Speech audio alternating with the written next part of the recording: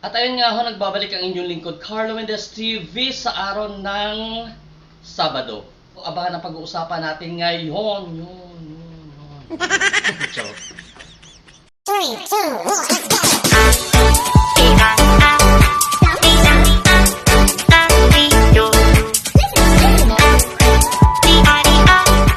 At yun nga ho mga kabayan. So, dun sa nakapanood, dire-diretso na tayo ha, prangkahan na ito. Charot. Doon sa nakapanood kagabi sa live ni Gwen Chana. Ayan ha. May bisita siya doon na, if I were not mistaken, ka-team nila doon, no? Ka-team din nila. Nagbitaw siya kabayan ng isang delikadong salita laban kay iMix kabayan. Oo. So tatalakayin natin mamaya kung ano ang consequence ng binitawan niya na yan na salita live during live streaming ni Gwen Chana kabayan. Ayan. So meanwhile, gusto kong iparinig sa inyo yung portion na binitawan ng salita ng tao na yon, ha kabayan. Wait for a while. Sit back and relax. Dinider kita, hayop ka. Iwalwal mo pa kami, iMix. Iwalwal mo ako, i-thumbnail mo ako, subukan mo lang. Subukan mo. Kukuha ako ng tao dyan sa Pilipinas. Total, alam ko naman yung whole pangalan mo eh. Diba? Alam ko yung pangalan. Subukan mo. May nagsabi sa akin ng address niya. I dare you. Meron na akong address, Ate Kang. Ibigay nyo sa akin. Ibigay nyo sa akin. Ako ang bahala. Pero try natin. Hindi ako nadadala ng emosyon ko. Ate Kang. Totoo. Kahit sino ka pa dyan. Ay, Diyos ko, Hindi Mia ako Marimar. nadadala ng emosyon ko. Diyos. Hindi ako nadadala ng emosyon ko. Putanginan nyo. Hindi man ako makagalaw kasi nandito ako sa malayo. Hindi ako makagalaw iMix kasi nandito ako sa malayo. Pero makagalaw ang pera ko iMix. Tandaan mo yan. Kahit kailan ng ulo. Kumukuha ka ng mga killer dyan sa Taguig. Maraming sila ulo dyan sa Taguig. Kahit sa krisis ba naman ngayon Gwen sa Pilipinas? Wala na si Duterte. Baka bigla ka na lang matopang. Ha? Tandaan mo yan. Hindi ako nanakot iMix. Hindi namin ugali at nananakot. Pera ang ginagamit at utak iMix. Tandaan mo yan. Yan ang wala sa'yo. Yan ang wala sa'yo. Kaya don't me. Don't me. Once na may makita lang ako, i-PM nyo sa akin yung lugar niya. Total, alam naman natin lahat yung real name niya. I-PM nyo sa akin. Ako ang bahala sa hayop na yan. Kung dito ka lang sa barilin ko yung bunganga mo, Uy! taro ba? Grabe sa barilin, parang totoo. Nakakatakot. Barilin ko talaga yung bunganga niya. Kung nasa Manila lang ako, kahit sino, magpa-blatter ka, magdemanda ka, tarantado ka, harapin kita. Baka sa harapan pa ng judge kita barilin, tarantado ka. Lala niya si Ate Kang. Huwag mo ako subukan, iMix, ha? Kilala mo ako. Mahanap ko lang kahit i-record nyo to, ha? I-record nyo to. I-record nyo to. Mahanap ko lang yung lugar mo. Pag binalwal mo kami lahat bukas, umanda ka sa akin. Ako'y. Basag ulo mo, tarantado ka. Tarantado ka. Yung ulo mo, iMix, 5,000 lang yan, iMix, ha? 5,000 lang yung ulo mo. Mahanap ko lang yung lugar mo, tumanda ka sa akin. Sino pinagmamayabang mo? Sila AC? Sila Nora? Tragis kayo. Subukan mo. Mahanap ko lang yung lugar mo, iMix, ha? Tandaan mo yan. Pag once na winalwal mo kami bukas sa iMix, tandaan mo yan. Hindi ako titigil na ipahanap yung lugar mo. Kukuha ako ng tao. Alam mo kung saan ako kukuha ng tao? Ha? Yan sa Taguig, tarantado ka. Marami akong kamag-anak dyan na sila ulo. Gipit ngayon sa Pilipinas, iMix. Tandaan mo, ha? Gipit ngayon sa Pilipinas. Anyway guys, ayan, napanood tuloy. Narinig ninyo ang sinabi ng babae na yan. Hindi ko alam sino ba yan. Si Kang, sinong Kang yan? Kang Lang? Ano ba pangalan niya? Ayan.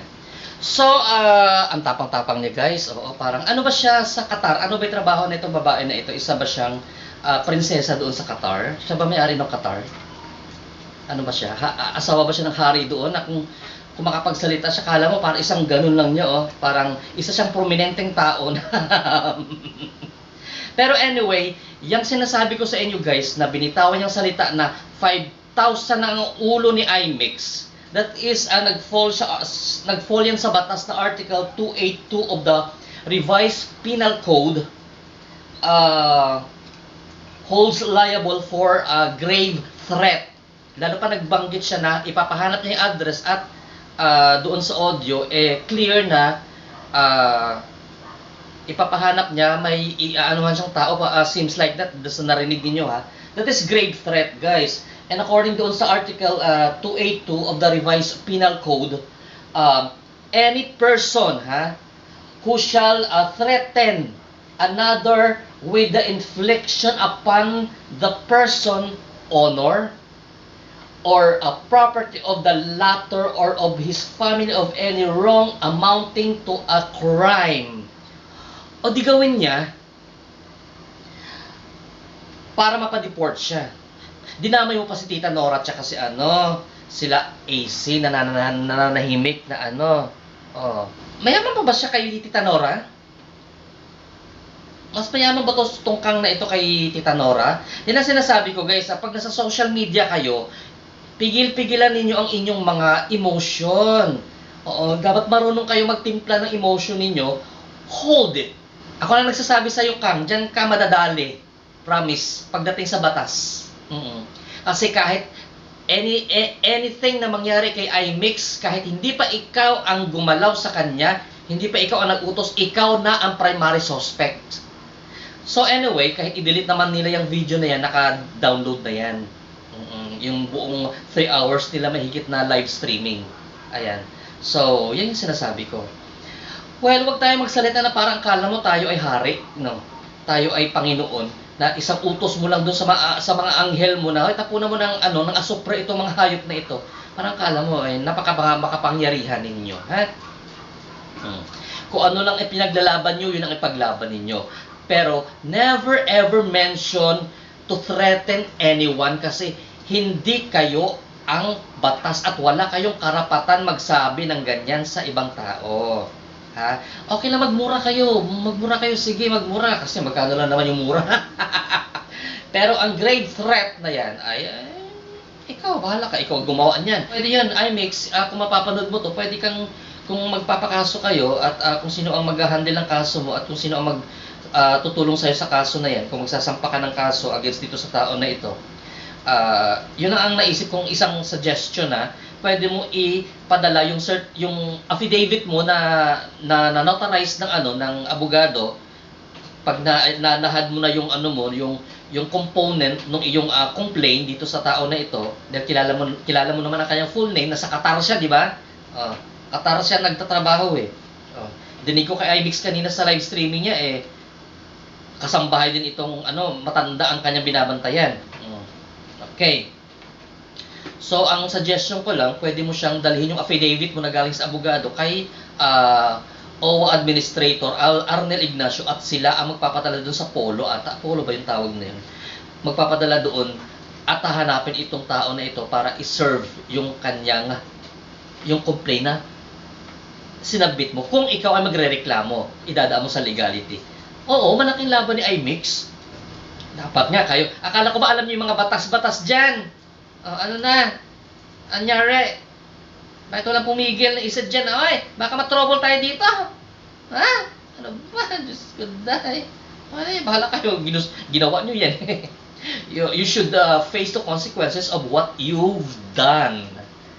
Okay. So, ito lamang pong ating vlog sa araw na ito. Keep safe, everyone. And Carlo Mendez TV signing off. Keep safe, everyone. And have a blessed evening to all of you guys. Bye-bye.